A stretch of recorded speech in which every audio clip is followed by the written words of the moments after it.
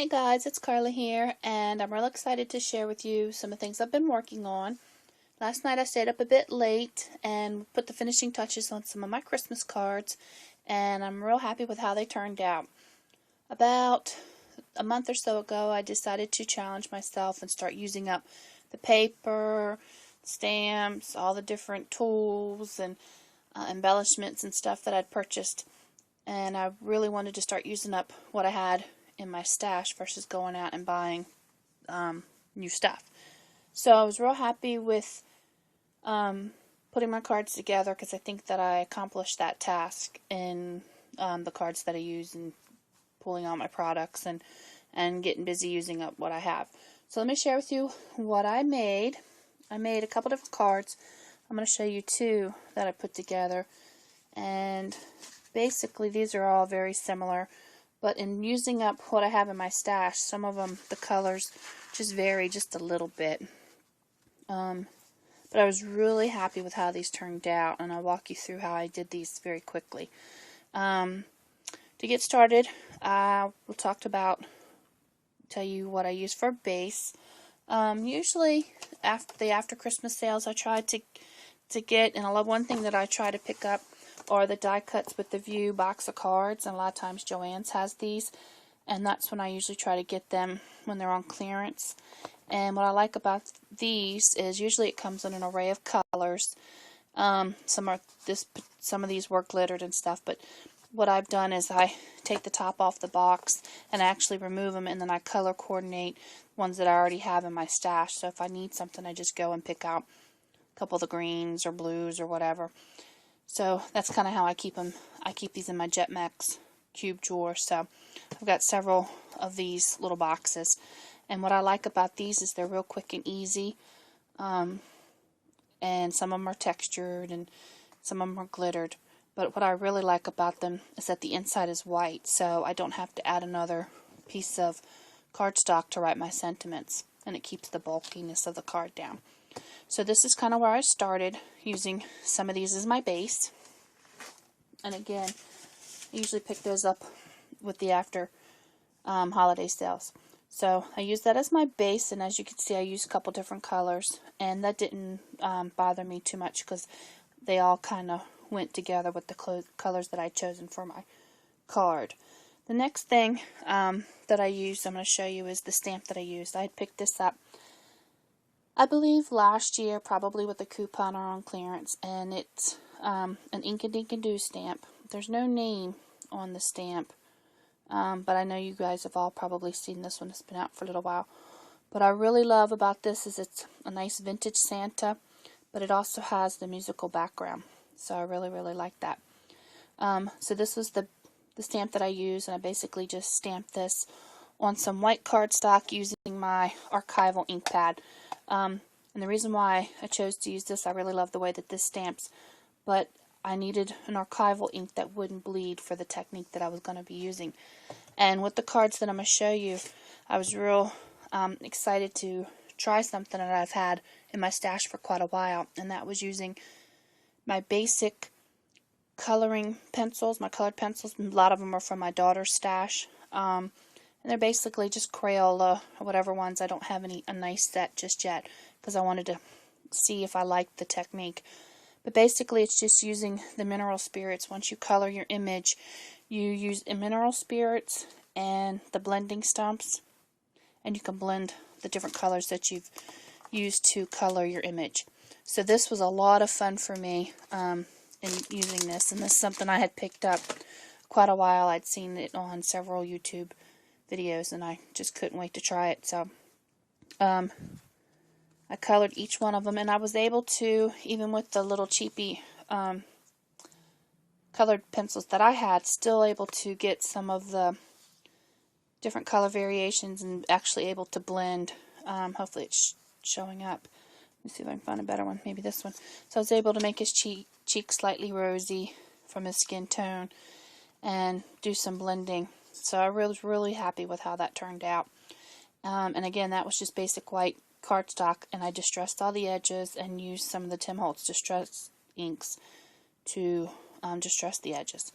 So I thought that really turned out great, and I loved how the stamp image came out.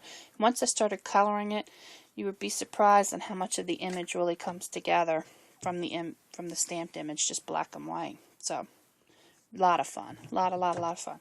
So I was really happy with how these turned out.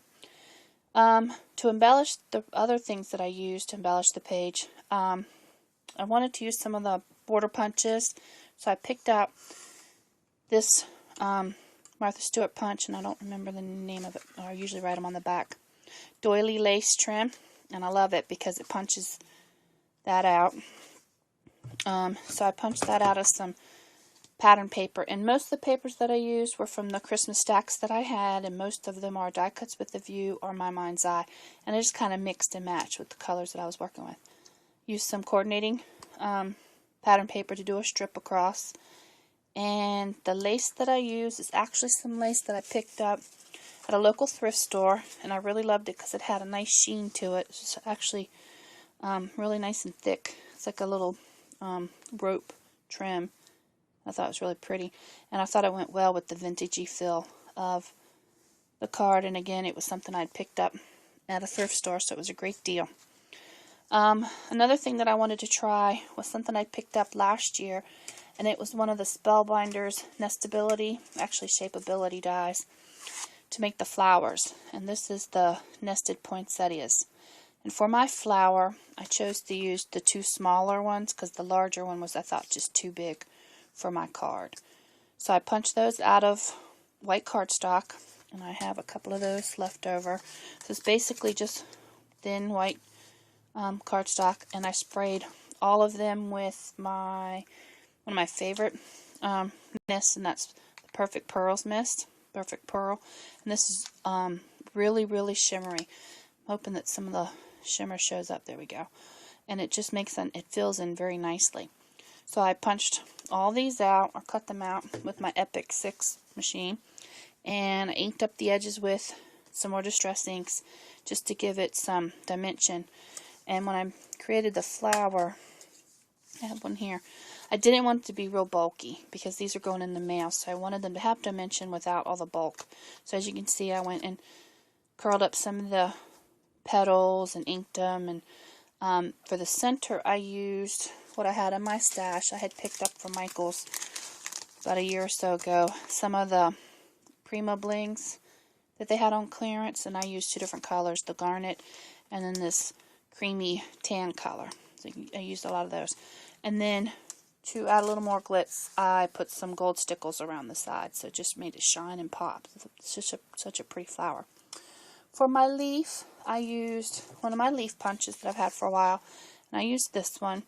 Just punched it out of some of my leftover paper that I keep in my bins, like my little scraps.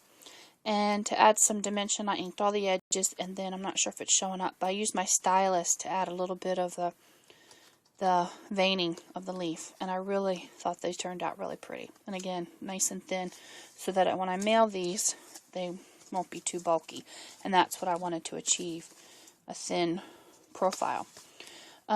Since I put the trim on, I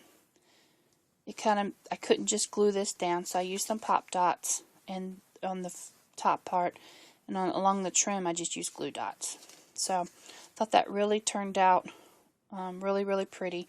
I also embellished with some Want to Scrap Pearl Bling, and this is just some of their border pearls, and basically just cut them up so that I can use them on my cards because I didn't need the whole strip. So that's why some of them all look a little bit different, because it's different pieces of the swirls. But I was really happy with how they turned out. To finish the inside of the card, I used another one of my dies. I used the Nestabilities Long Classic Scallop Rectangles Large to make the sentiments on the inside, and I believe I used this one right here. So I just punched that out of some coordinating pattern paper that I had, and stamped my sentiment using one of my recollection stamps I had picked up. I think this is one of the dollar stamps from Michael's, and just put a little bit of stickles, and of course inked on my edges. So I was really happy with how these cards turned out. I love the vintage feel. I love a little bit of glitz, and it's just, the Santa image is just really, really pretty, and it was so much fun to put these together. So that was the first card that I made. And I think this is what I might do, is do a part 2, because I'm already over 10 minutes at this. So let me come back and I'll show you the next card that I made. Be right back.